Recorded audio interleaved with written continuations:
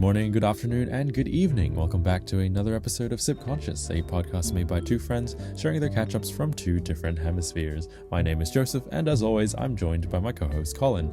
We're two longtime friends sharing the new things we've learned every week. We hope you enjoy our casual chats while having a nice drink with us. So, what drink are you having this week, Colin? Hello, Joseph. This week, I am having a Manhattan cocktail. Ooh. It is, I'm just going to say how I make it. I do 1 ounce of bourbon and then 1 ounce of sweet or red vermouth. And if I have bitters around, I'll put like 1 dash and you just mix it up. And yeah, that's kind of, it's super simple. But I know like some more traditional recipes requires 2 ounces of, or 2 shots of bourbon. I mean, actually, no, originally it's rye whiskey, but it's expensive to buy it in Hong Kong, so I just went with bourbon. Yeah. But yeah, no, it's very, I do 1 part to 1 part because it's more of a balance to me. For two parts of whiskey seems a bit too spicy. I might as well just drink the whiskey by itself, to be honest. So, but that's just my taste. Cocktail enthusiasts out there might be unsubscribing from a podcast right now, but I'll take that risk. Yeah, you've got the purists out there. No. You're just like sacrilegious.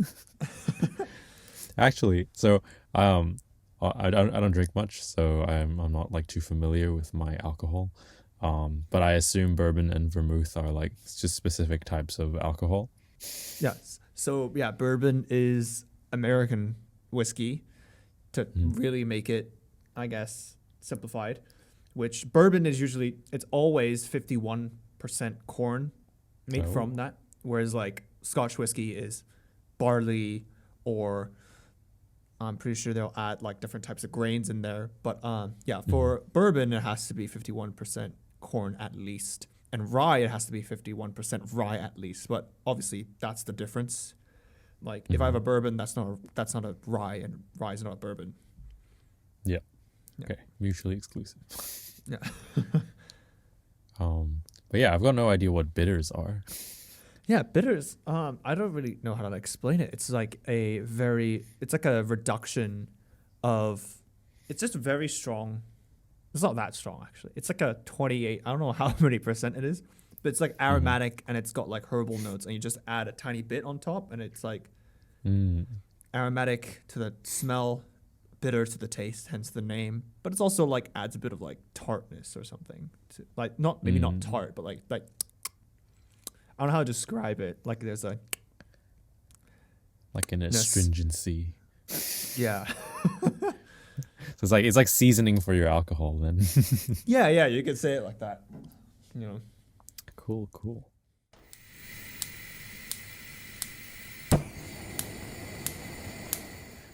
Okay, Colin. So, yeah, you seem like a guy that uses his arms to do things. I hope so. Yes. Yeah. So actually, have you ever wondered how your body is built in order to allow you to move your like upper torso and stuff? I feel like we've done this before, but I know I'm just conflating things that don't relate, or does, but I don't know how. Well, so your brain controls, or like your nerves send signals to your brains, as we learned before. Your spine is very important to distributing the nerves all over the places. Yeah. And let's just say, I'm telling my brain, I want to move my hand and pick up my phone right now. I'm sending a signal and muscle memory and things. But that's the best I could do. Okay, so that's a bit of neuroanatomy there. But today I'm going to be talking a bit about the musculoskeletal anatomy. All right. Yeah, so Words. you don't have to worry about like signal firing and any of that. You don't have to worry about your nerves. Like, just calm your nerves for today. But yeah, so I'm just gonna talk a bit about like the muscles of your back. Okay. Because when you think about it, it actually like you don't really think about the muscles in your back really. You don't really associate them with movement in your like upper body, in your like limbs, but like it actually helps. The way that it's built is very unique, and yeah, it actually helps us like be very mobile in our like upper body compared to like, you know, like your hips or legs. Like this, like it's pretty limited in movement compared to your like upper body, shoulders and arms and movement and stuff like that. So yeah, I'm going to start off with like the most significant bone of your back, which is called the scapula. I was going to say spine. Any... I mean, that is very significant. But yeah, so today's like anatomy is just going to be focused on the scapula and the muscles around it. So have you got any idea what that bone looks like or like where it is? No. I know I said back, but like, okay, so does the term like shoulder blade ring any bells? Yep. So your scapula is just your shoulder blades. Oh. And yeah, they kind of look like wings, like tiny wings. Yep. And they just sit like on your back, like behind your rib cage. Yeah. So yeah, it's actually like these bones are actually quite unique because if you think about bones, they kind of attach to other bones, right? Yep. Your ribs attached to like your vertebra or your spine, and then like and then like your legs, femur attached to your hips and all that. But the unique thing about the scapula is that it doesn't have any like major connections to other bones. Wait, what? How? So I mean, it is technically like connected to like your clavicle, which is like your collarbone. Mm-hmm. And also your humerus, like the upper arm bone, is connected to the scapula, but it's not in any way connected to like any of the bones on your back, like any of like the ribs, any of the spine, like there's no real bone to bone connection. Okay. Yeah, it's connected by like ligaments and stuff, but like there's no like bone to bone connection. Right. Which is quite unique because if you just remove all the muscles around there, your scapula is basically just floating on your back. Oh, wow. Yeah. It's just like kind of like hanging off like your like collarbone. So like, actually, if you could just get me to do this, if I could just get you to do this, there we go. We got the order right. So like you can probably feel where your collarbone is, right? Yeah. Yeah. And if you trace it all the way to like the extremity, like the radial portion, which is like the further portion, you can kind of feel where it connects to this bony part at the back of your shoulder, right? Mm-hmm. So what you're feeling right now is your shoulder blade or your scapula. Okay. So like that's the only real like connecting point of any bone. Right. So it's just like literally just like kind of floating there. Oh, wow.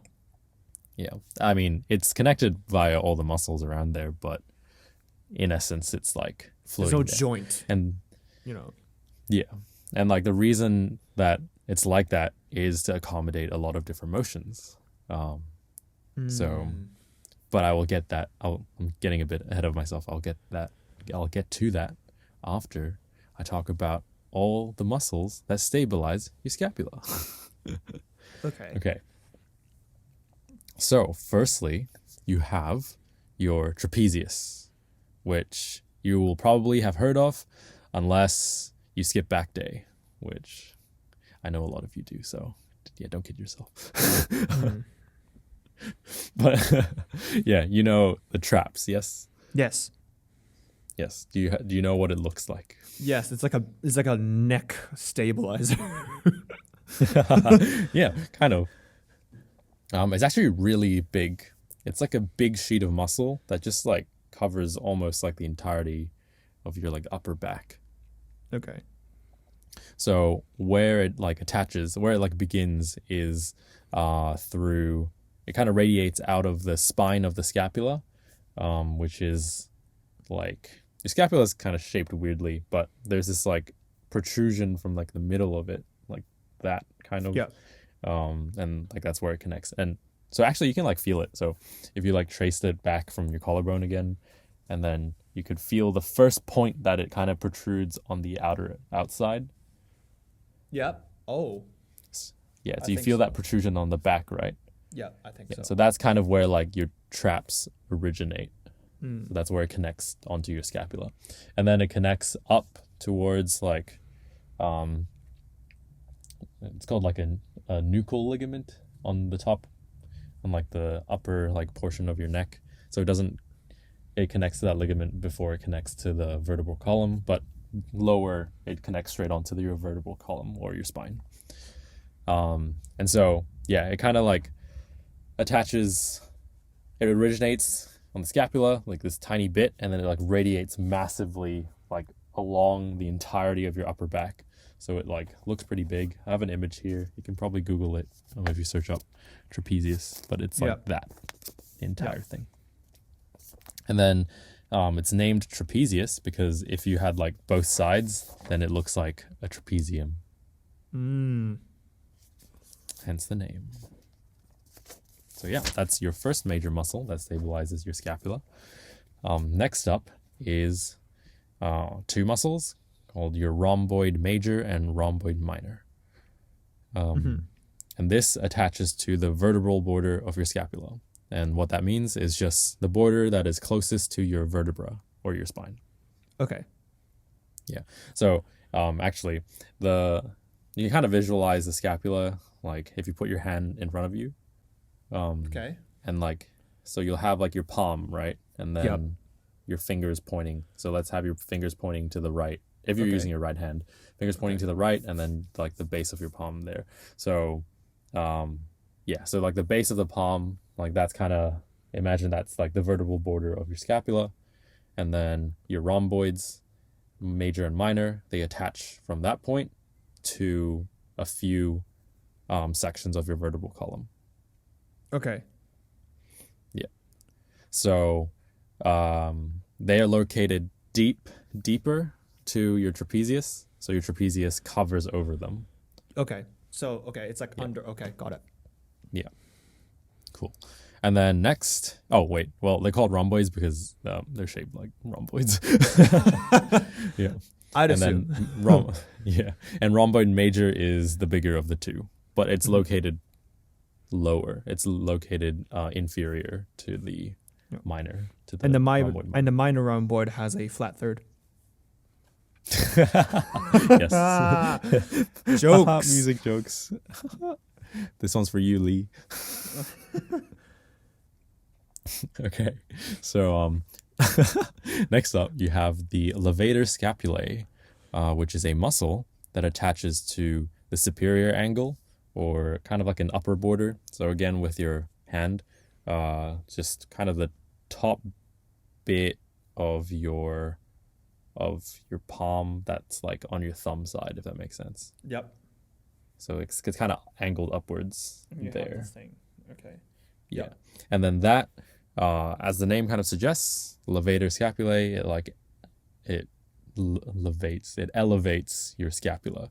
So it attaches upwards and goes up into the transverse portion of like your upper vertebra.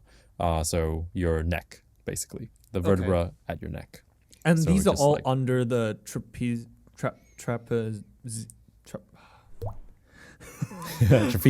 Yes. trapezius. This is So it's mostly deep within the trapezius, and then there's a bit that like it's deeper to other muscles because the trapezius kind of like rides inwards. But yeah, that's nuances for another time.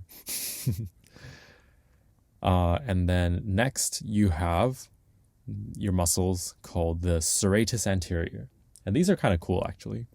They're pretty like interesting muscle structures, and they actually attach the inside of the vertebral border. So as we were talking about with your hand, the base of your palm, if you imagine it as the vertebral border.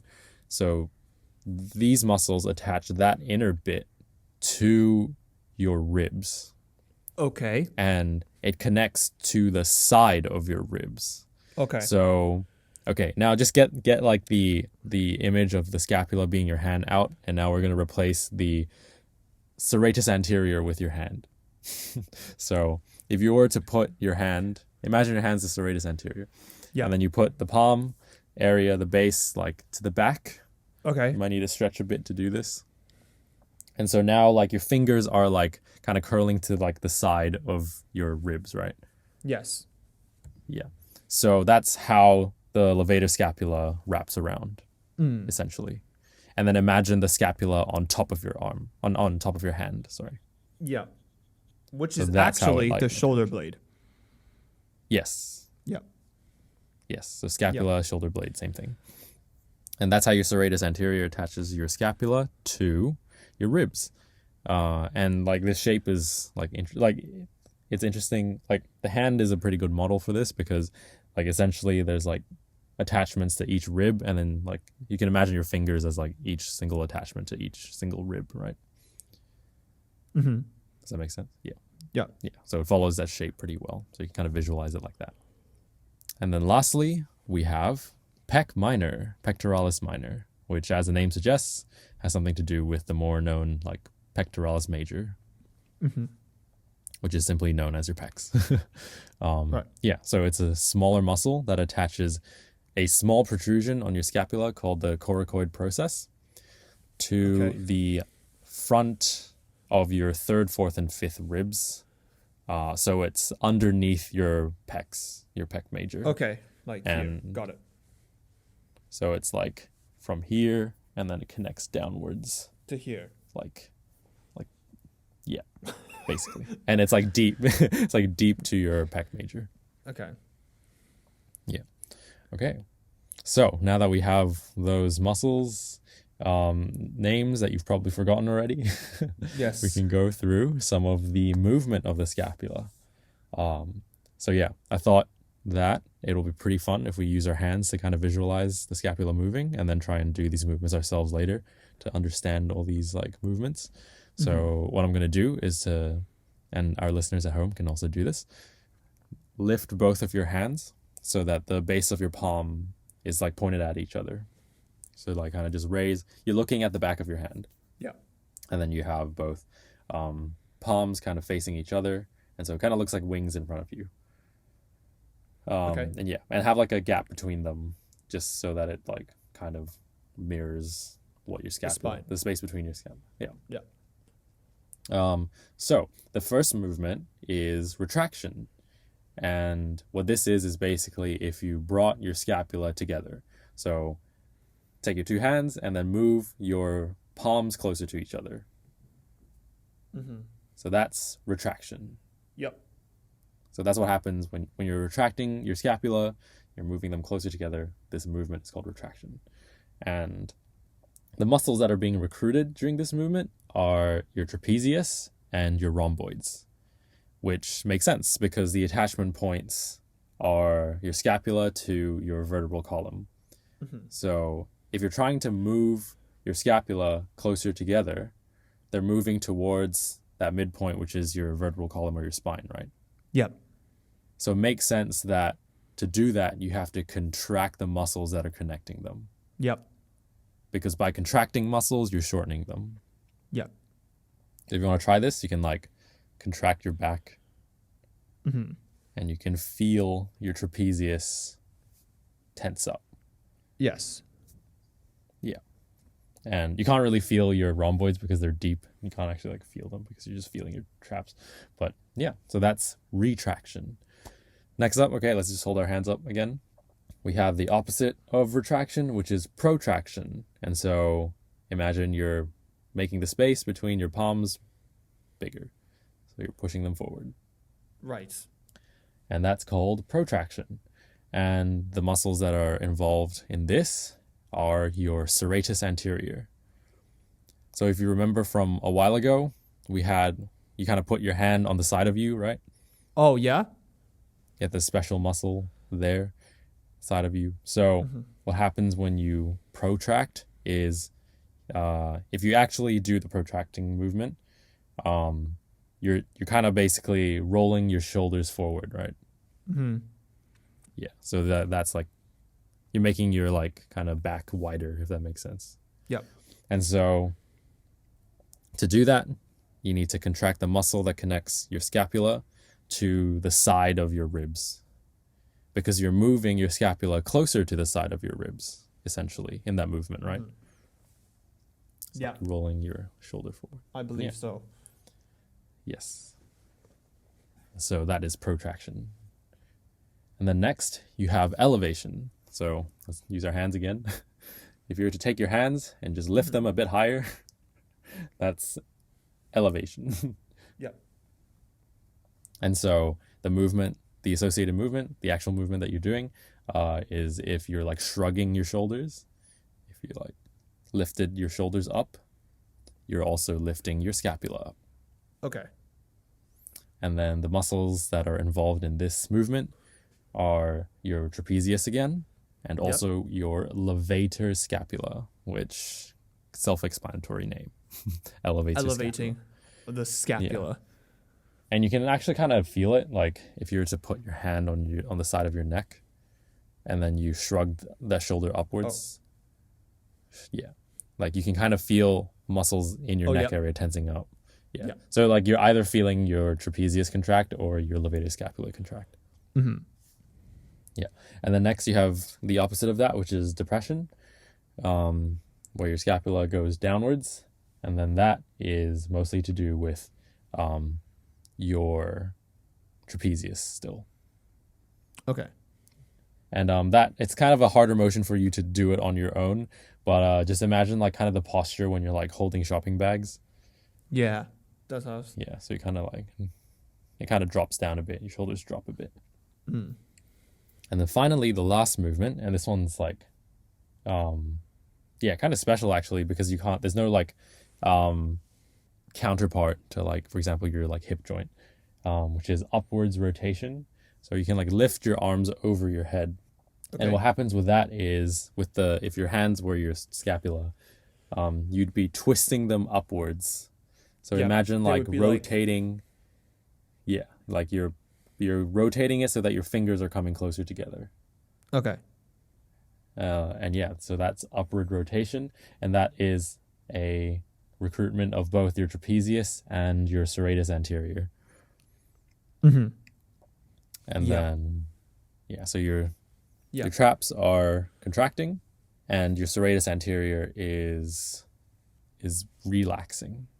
No, it's contracting as well. Yeah, it's contracting as well. Okay. And that's kind of the muscles of your back that stabilize your scapula.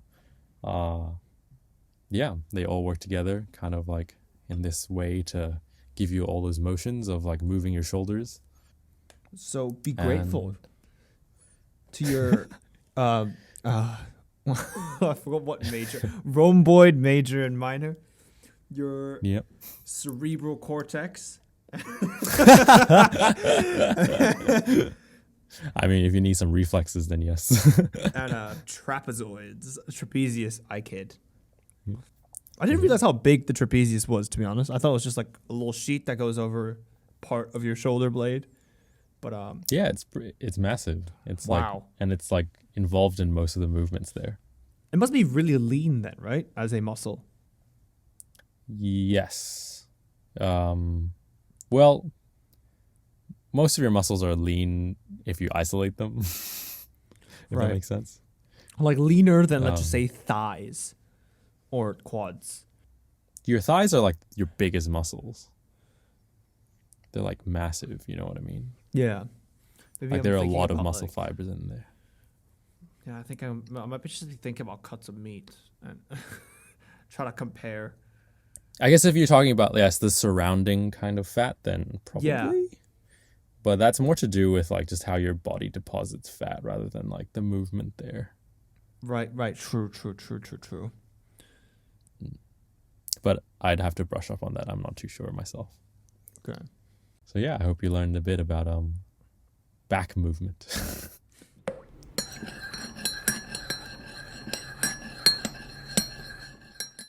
So, what time is it, Colin? It is facts yet again.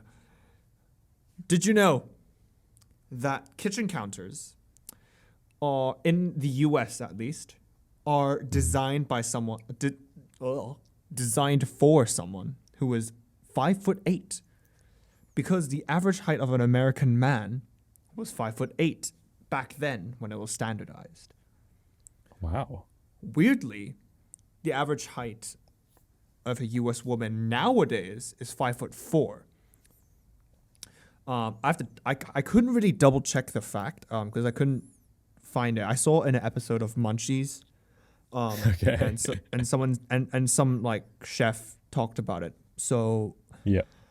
I don't know how true this is, but yeah, you know, everything's gonna be standardized. But yeah, that's a really tall height to be standardized in. I would think it would be like 5'5" or something, like average for everyone, not just an American man. But I wouldn't know. Right. As someone who's like 184 or like 6 foot tall, I wish countertops were higher.